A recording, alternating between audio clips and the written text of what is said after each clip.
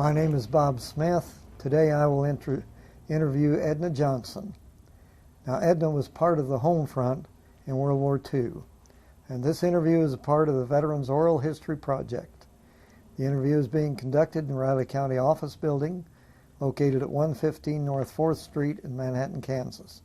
The camera operator for the recording is Brian Crosby. Today's date is 9/23/03. Edna, would you give us your birth date and age? My birthday was June 30th, 1904. And next year you'll be 100. Right, June 30th. Would you give us your current address also? My current address is in Manhattan, 1913 Hayes Drive, 66502. Now, Edna... I lived in Wichita until 5 years ago, and my husband was with Boeing, and he died, and I was living alone, and so I came to Manhattan because my daughter's family's here 5 years ago. Now, Edna is the mother of Rondi Dale, a poster child for war bonds in World War II. Yes. And now, Edna, will you give us the story as you'd like to tell it? The focus of this story is about my daughter being a model and part of the war bond effort during the war. She was a child model in New York City.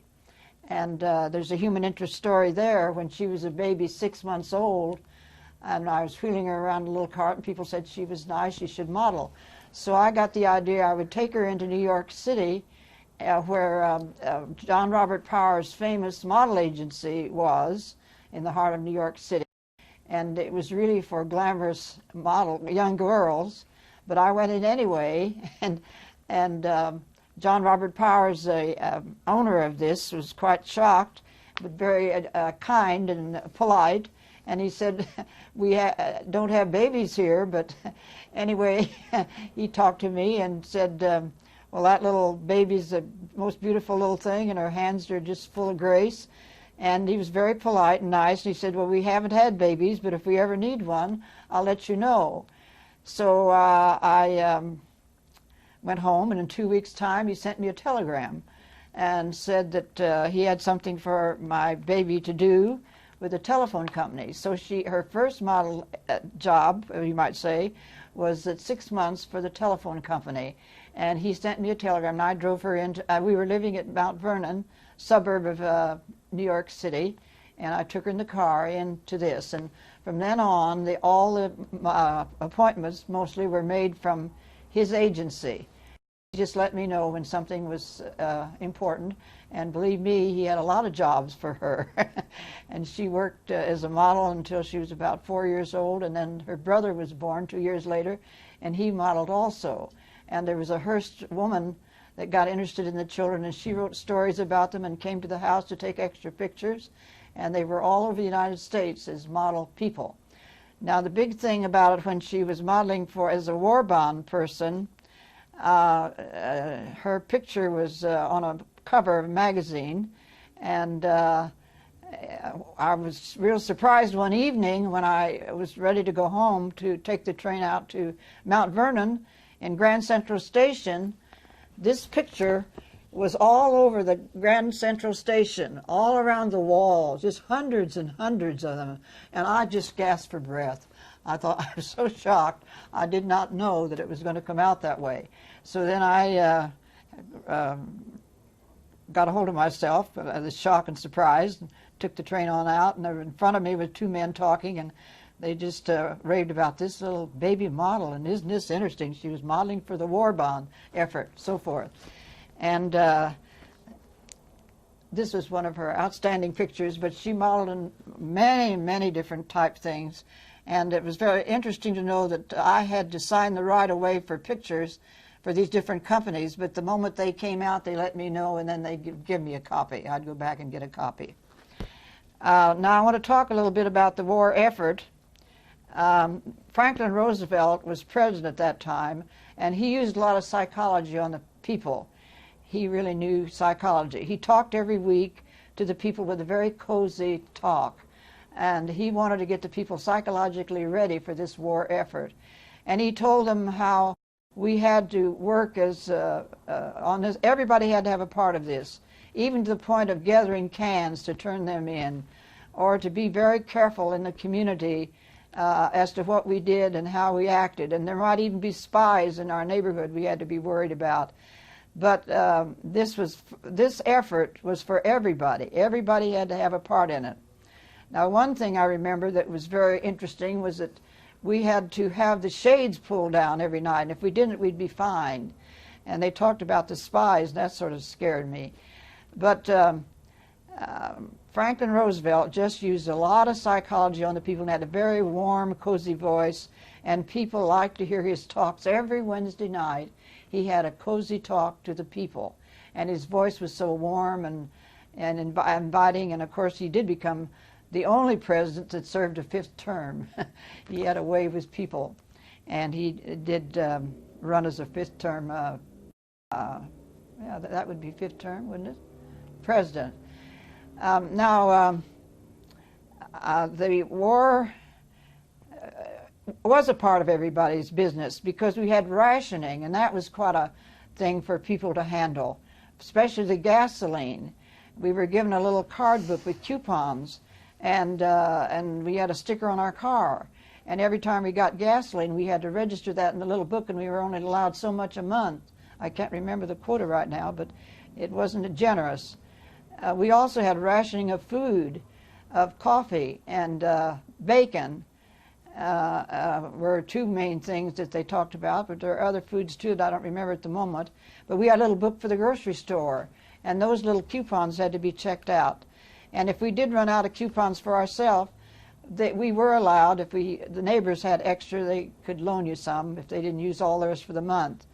At that time, I wanted to go home.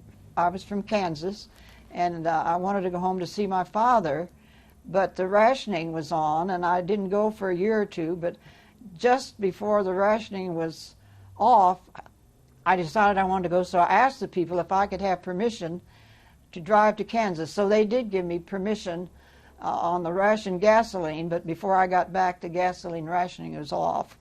So I guess that's why they were generous, giving me a permission to go to Kansas to see my father. But I did use the coupons for this trip. Now excuse me. What about were you involved in victory gardens? Oh yes, my husband was very excited about participating in all this, and we didn't have a victory garden at our place, but several blocks from our house, they had some land that they let us have.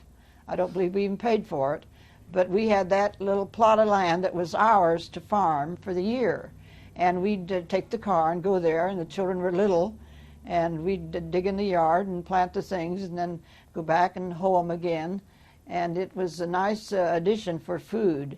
And anybody that wanted a plot could have it, I think. I hope it went around. It was enough for everybody.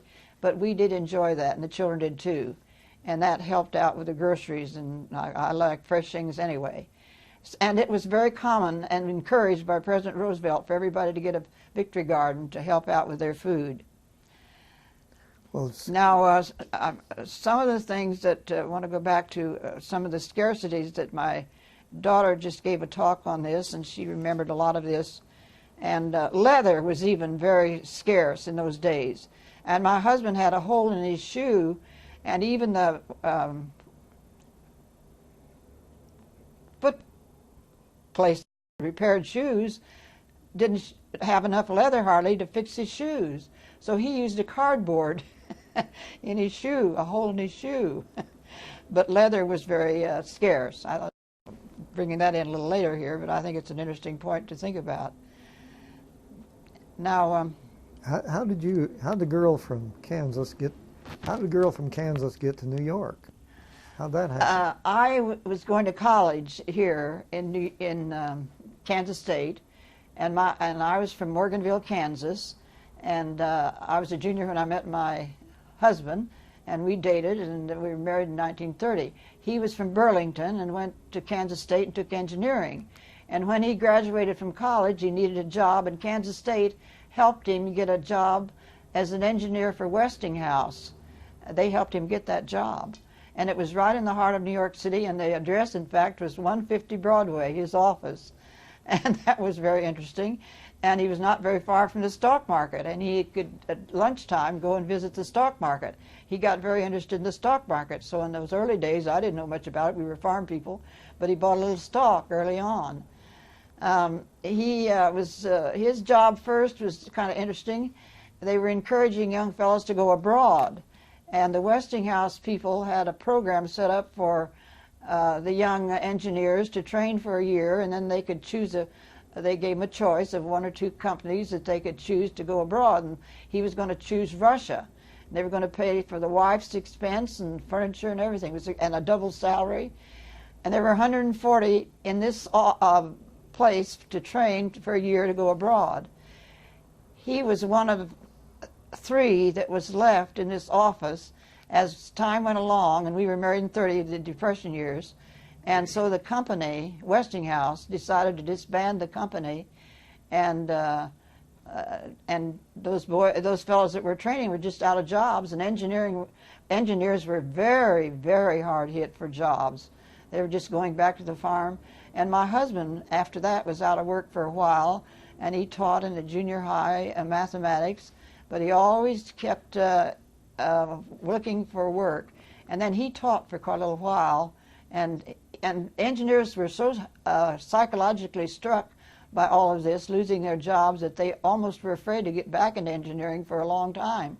And engineers were very hard up for jobs for quite a long time. And then my husband got kind of a psychological shock from it too, and he was almost scared to get a job. But later, he got something at Montgomery, West Virginia, and he caught in a college engineering a year, and then he got a better job to go to Cleveland, Ohio, and he taught engineering there. And then he found an opening at Boeing, Wichita, and he was happy to get back to think of Kansas anyway.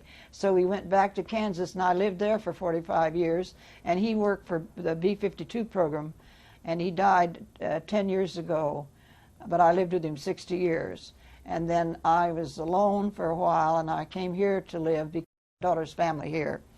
But anyway, it was quite a life. Now I want to go back to the modeling. I didn't know that when my daughter did all kinds of things, and it wasn't any effort to get a job for her. The John Robert Powers agency did most of it.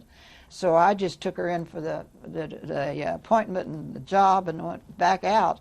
She did all kinds of things, sleeping jobs, baby food, and all kinds of things until she was about 4 years old. I didn't know that it was going to be, it really turned out to be quite a positive thing, because she had such an important part in this war bond effort and helped the people get interested in buying war bonds, so it became a very positive thing for her part. So she really helped out the war effort too, by being a model in places in New York papers and talked about a lot. And the war bond effort was talked about a whole lot in those days, and you don't hear much about it right now, but it was very prominent then for everybody to buy war bonds for the war effort. So she really, her modeling job, not only for a lot of kind of common things, but this war bond effort was really quite positive. And so she really helped out the country in the money that they bought for war bonds for the war effort. Earlier, she had a piece of soap. Oh, yes. Did you make soap? Well, soap was very scarce, very scarce. And so a lot of the farm people made their own soap. And I did that too, finding from the older women that you use mixtures and stirred it up in the heat, and then you put a little perfume in it to make it smell good, and then when it was cold you cut it in little squares, and it was really pretty good. And I can't tell you the recipe now, but we all made soap. And we made a lot of clothing out of feed sacks, which was very interesting. And my daughter had a display here a while ago of all kinds of things, and women became very creative with these feed sacks, to the point of even using it for little dresses that were quite interesting, and special designs. And it's amazing what people can do if they have to, because material was very scarce, and it was scarce, the white material, because they used it for the wounds of the soldiers, and they were short of white material. So the women then used feed sacks for a lot of clothing and shirts and dresses, and they made them quite attractive. And that was a very interesting part. It is really interesting what the people can do if they're allowed to be creative. And we found out that these people were very creative. None of us liked the war effort, but we got into it with a good spirit. Now, one thing that scared me a lot, they talked about the spies, that you always had to be careful, and they warned the children not to take any candy from anybody, that there might be a spy that would be trying to intrigue them into something. And I was kind of scared, too, even to go shopping sometimes, because there were some treacherous people around to try to trick you and want money from you and maybe kidnap you, too. So that was something. Now, I don't know whether we needed that war or not, but anyway, we had it. And people did have a good spirit, even to collect cans and turn them in. And I don't know what they did with them. But they were always talking to the people. Roosevelt was a great psychologist. He really was. He was shrewd at that, super. And he was always telling people how they had to have a part of this and suggesting things they should do. Turn in the cans and use feed sacks and all kinds of things. And he had this real warm, cozy voice that, and a wonderful broadcast person. Every week, Wednesday, just as sure as the world, certain time, you heard this little cozy talk from Franklin Roosevelt. And so he kept the people very close on this war thing. And we have a part in it. Everybody has to have a part in it. And I think we did. But the thing that scared me was about taking shades down at night. And if you didn't have your shade pulled, you'd get a fine. They were really out inspecting the community. You pull your shades down, or else you'll be subject to a fine. Now, quite an interesting story. Do you have more, or I have a question to ask you? If you're ready to finish there, I have a question. What did you have on that list? Is there anything else there? I think we got everything I had on there. Oh, everything now? What about, one question I'd like to ask you. What advice do you have for people that live to be 100? What advice do you have for people how to get to 100, what to do on the way while you're All right, that's very simple, 100. I think, because I came from a background who believed in natural living. My mother was a German Swiss. I was one of 8 on a farm 5 miles north of Morganville. And my mother never had a doctor for us, all 8 of us. She had ways to take care of any problem, even to the point of blood poisoning. Hot water and Epsom salts, or if you had a terrible cold, they bought those terrible chest plasters to put on you that were hot, warmed up your chest and got rid of your cough. But she treated all 8 of us naturally. And we had good food on the farm, wonderful food, no pesticides or chemicals because they weren't in then. My father didn't know what they were. So, and I was number 6 of this family of 8.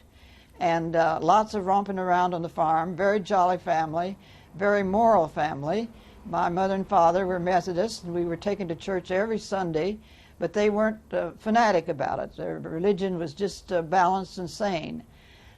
They did a lot of things for us. They had a huge apple orchard. We had apples in the middle of winter that were just red and delicious. And they planned for us in many ways, a great big garden. My father one time found 4 little goats that he brought home from somewhere, white goats, and we played with those, and we even entered those in a Clifton picnic. And my older brother got the idea that I should be in a little wagon behind these goats in a regular big parade. And my brother, 18 months older than I, on the outside of the wagon with the reins, guiding the goats. And I was dressed, my mother made a patriotic dress, red, white, and blue, and around in this wagon, some watermelons and whatever, and we were about in the middle of this parade. And those goats went right along in the parade, and we were the hit of the parade. It was something. But my father bought those goats for us to play with. They were always thinking of what was good for us. Now, one thing about my family, which is unusual, there were 5 graduates from Kansas State here. all of us 8 went to Kansas State. My mother was great for education. Now, and for music, she'd like to have had us have a lot of music, but we didn't have an opportunity to do that. We did have a little music in the summer to go for lessons, and I played for the church Sunday school after 2 summers of piano lessons. But they were very much for music. And in our house, the older girl, my mother didn't have an organ. She always wanted to play. Now, my mother was very creative. She decided that she wanted to, even with her oldest child, 5 years old, on the farm, way out on the farm, she raised turkeys and bought an organ. Then she went to town and took lessons. So she learned how to play on this organ. When my third sister was along, she wanted a piano. So they raised the chickens and bought her a piano. But in our house, my third one in the family played the piano. My second brother had a horn. He played the horn. I had another sister that played a violin. So every Sunday we'd kind of have a little orchestra on our farm. They were very much for that kind of thing. Now, going back to why I'm what I am, I had this good food to start with, very natural. Now, I worked hard when I came here to college. They helped the older ones quite a bit. Well, the year I was to come to college, they lost all their wheat crop with the flood. There was a creek that ran through our place, and it just swooped down shocks of wheat, 100 acres of it, and so the people were kind of stretched for money when I came.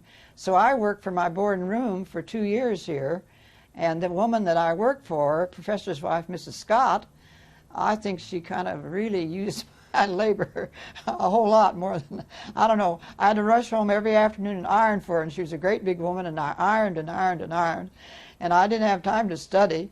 And then she had a little girl too, 5 years old, and I ironed for her too, and then she'd have me also get up and help get the breakfast. But nevertheless, I was happy to be here. And for 2 years, I worked hard for my board and room. I can't remember what I had for junior year, but somehow or other I had a place to stay. And when I was a senior, my brother, who was 18 months older than myself, he decided to just give me money and a tuition. He was out a year before me. $700 he gave me, and I thought that was just a great sum, and it was adequate for me in those days to take care of my tuition and clothes. He said I never needed to pay him back, but I said I was going to. So when I got out of school, and by the way, I'm sidetracking here, but it's kind of a part of my life that's very interesting to me. Anyway, I can worry about coaches, how they worry if they don't win a game. When I was a senior, somebody pulled me out of class and wanted to interview me for a home economics job at Paxico. Well, I liked the principal, and we decided on home economics, thought that was fine. And then he said, "Would you coach basketball?" I said, "Oh my, I don't know about that." Well, anyway, he talked me into it, and for 2 years, I was just pained. That basketball was the big thing, not home economics, when I was teaching out here at Paxico. I thought I had to win because those girls had won everything in the county for 2 years, this team. I didn't teach them much, they just were great. But I suffered every basketball game because I thought it would surely be a suffering thing for the community if those girls didn't win, because they were the county winners. They went all over the county to play. So that was a big thing and a terrible thing. That was the worst thing I ever did in my life for worry. I didn't worry about home economics. But anyway, now going back to my living, all the time, sometimes in college, I didn't have very much for food. And there was a little interim that I want to tell you about. My brother became a minister, but he trained for that at Baldwin first. He went to, my 3 oldest ones in the family went here for high school, what was comparable to high school. They didn't have a high school near our place then, but later I went 2 years to a little high school. And they brought food and did a lot of housekeeping. Then he went on to Baker to train for further minister work, Methodist. And after that, he went 3 years to Evanston, Illinois, near Chicago. But that time, I was between sophomore and junior year, and he said, "Edna, I think you like to give talks and all, and I'm very good at it. I think you'd like to go back to the School of Speech at Northwestern University." which is right near Chicago. Now, that wasn't on his Methodist campus, but I didn't have much money. But then I went between my sophomore and junior year. And I didn't have hardly any food, and for meals all through the day, I had a big red apple that was on the campus and you paid a nickel for, and that was my breakfast and lunch, and I had a job at a cafeteria for evening meal. But anyway, I still ate. And going back to how what I am, I was always very active. Oh my, I just loved to run, play, and in the country school we played baseball and black man, but I would rather run than walk. And I was always active all my life until 5 years ago I was painting in my house in Wichita and fell. And I had 3 broken ribs and hurt my hip. The ribs were taken care of, but the hip is still suffering from lack of calcium, lost cartilage rather. But I hope to get over that one of these days and not have to use a cane. Now, I've always wanted natural things to a degree. My only vice is I like coffee. Now, my family loved coffee, and they had it on the range all day long, and I can remember, and gave a little sip now and then, and I can remember when they were about 65, they both decided they'd stop coffee because it was giving them indigestion. Well, it gave them indigestion with that warmed over coffee all day long, little sips of that. But I do like coffee, and I still like coffee. And I said to my daughter one time, I guess I should give up coffee. She said, oh, Mother, you're such a healthy age, you don't need to give up coffee. So I do have coffee as my vice. But I have, for myself, I stay away from processed food if I have to, unless I have to. And I have always tried to, not always. I took home economics up at Kansas State here, and it was a good course, and I learned how to balance my diet, and they taught a good course, and the importance of greens, even back when I took home ec and graduated in 1928. And right now, today, I pay attention to, and I can't do it every day, but mostly, to have a balanced diet of protein, such as canned salmon or an egg, or not too much meat, but some meat, and I have it once a day, at noon usually, and always, not always, but most always, a green salad. Greens are very important, and you can't get well hardly unless you have some greens because of the raw enzymes in the greens. And I pay attention to that faithfully and have for a long time. And I never have had prescription drugs, and that's a big thing. I hardly go to it. I don't even have a doctor, and I hardly go to a doctor unless I have to have some test. And the one that my daughter took me to, she was just glowing. She took blood work. She said, well, I think I should take blood work. So she sent me a letter on how my blood came out was so good, and she couldn't hardly believe it at my age. And I was so excited about it that, and I like to tell things all the time because my family, we talk about everything. When the letter came to me here where I'm living in Manhattan, on that test, I was so excited, and my daughter was teaching, and it was the middle of the afternoon, so I called my son in Milwaukee, and I said, I have to tell you something. He's always kidding me anyway about my health and everything. And I said, I've just got my review from the doctor, and the blood work is just great, nothing wrong. So anyway, I live a very simple way, and I do try. Now I'm handicapped, and I hate it terribly because I hurt this hip in the fall, and I can't exercise. And the way it healed, I have to be careful how I exercise. So they wouldn't let me use a treadmill or anything, and so that's my trouble right now. I feel I can't get enough exercise in my legs. But for a long time, I drove my car down to Dillon's and got out and took a grocery cart and walked, and so I could get the movement of walking. And right now, I don't have enough exercise for my legs, but I'm still not sick. I have been sick for a cold or anything for ages, and my health record they can't get over, the medical doctor, and I did go to the eye doctor for my test for a license, and I had a license to drive, and I found out that I wasn't reading the numbers enough, so I went to the eye doctor and said I had cataracts, beginning cataracts. I couldn't believe it. So I found a little research, And I found that bilberry, I figured this out though first, in the health stores there's bilberry for a supplement for eyes. That's a Swedish berry. And I figured, well, if we have blueberries here, that'll be pretty good for the eyes. So I started taking blueberries every morning in a dry cereal, and then some good celery, and raw spinach I eat. Now they're having spinach as a supplement for eyes in the health stores, which is interesting.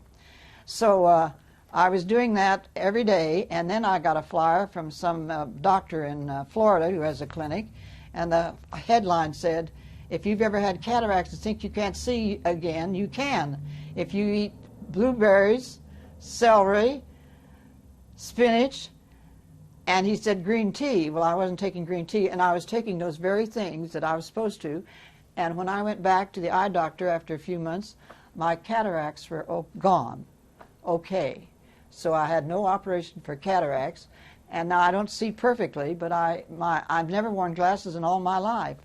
And so I'm getting along real good that way.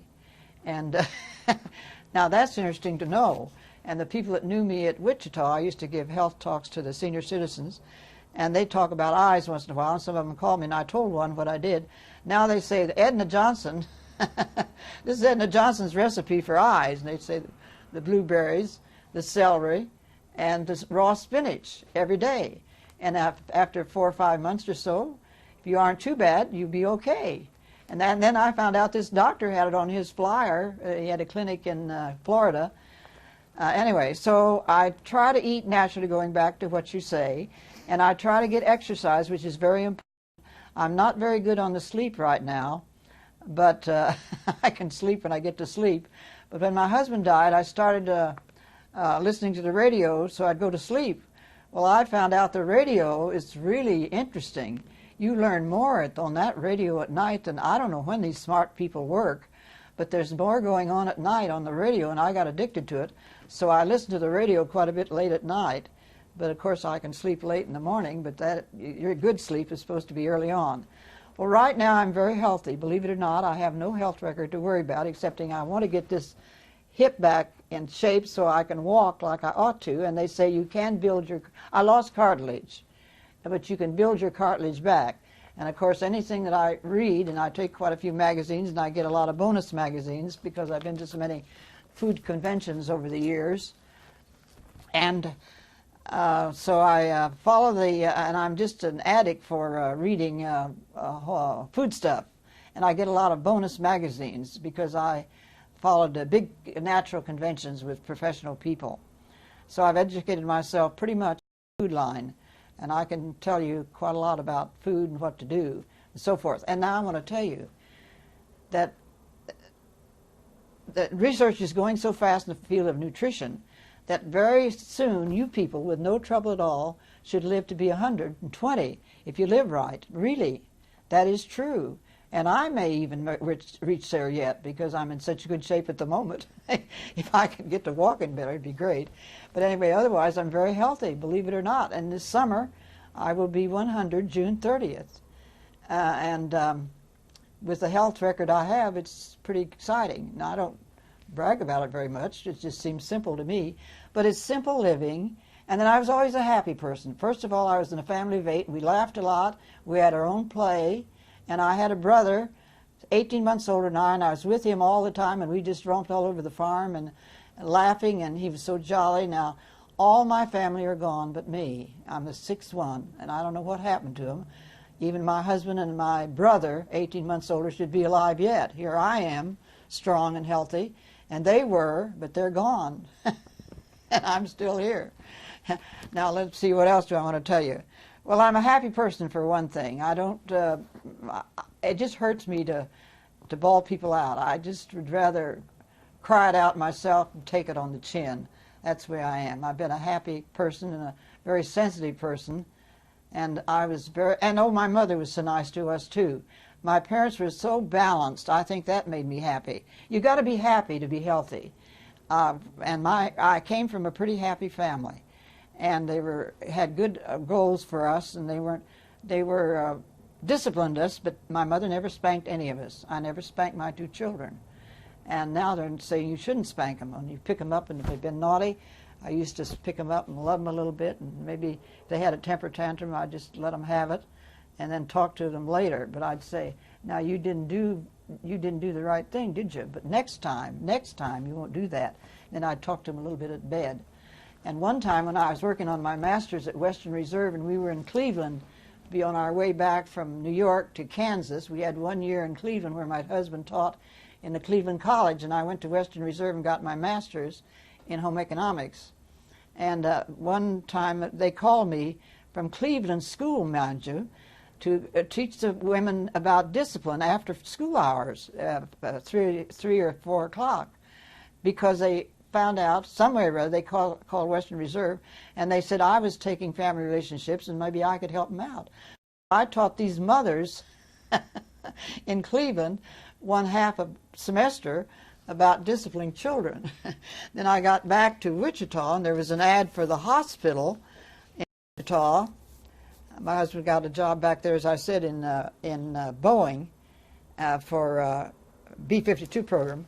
And at the hospital, they wanted to have their nurses take family relationships so they could get accredited for that phase of the program for their hospital. And I'd just gotten my master's in foods and family relationships from Western Reserve, so I went over to the hospital in Wichita, St. Joseph, and applied. And they hired me. And I didn't have a course of study, but I taught those girls how to take their tests in the spring, and they passed. And those nurses wanted me every year later, but I said no. I had an opportunity to teach out at Derby with more money, and my boy wanted college money. But that was quite an experience. And I've had all kinds of experiences, but some of them were hard to think about, but I did them anyway. So you just don't be shy about what you're supposed to do, but just try it if it's possible. But my father taught me a principle I want to repeat. Many times I was short of money and almost gave up. And he said to us, "Don't ever start something you can't finish." That rang through my head. If I ever got discouraged, I hear my father saying, "Don't start anything you can't finish." So I, in my time, didn't have as much money as some of the older children did to go to school, but I did not give up. And I didn't even have money enough for my freshmen to hardly buy books. And if I hadn't happened to have a good memory, I guess, because I couldn't study, I couldn't buy books, but I got along and got through and took chemistry also. Took a full, and ironed for Mrs. Scott every afternoon.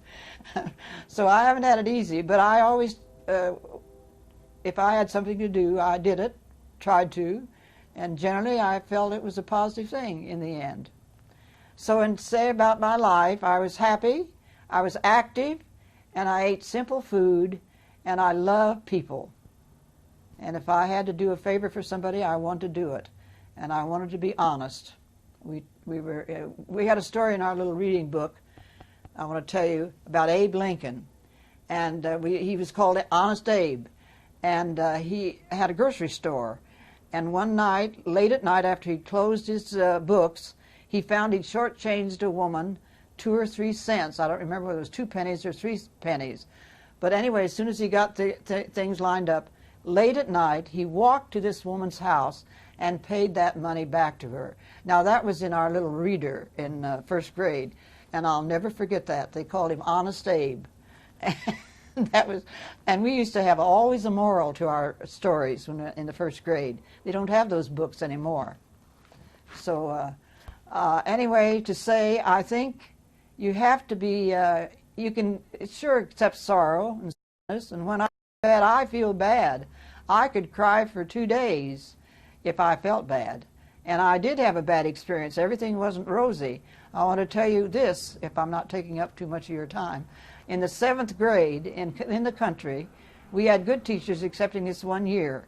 We had a man from Clifton who came to our school to teach, and he slept all the time. And in the 7th grade, I had those logical arithmetic problems to read. Now, in our day, to pass the country school, we had to go to the town in the spring and take a 7th grade examination for arithmetic and reading, and I can't remember all the subjects, and then an 8th grade, too, to get out of the country school. Did you know that? We had really a strict thing. And when I was in the 7th grade, he didn't teach us anything. And I failed in that 7th grade arithmetic, and I cried for 2 days.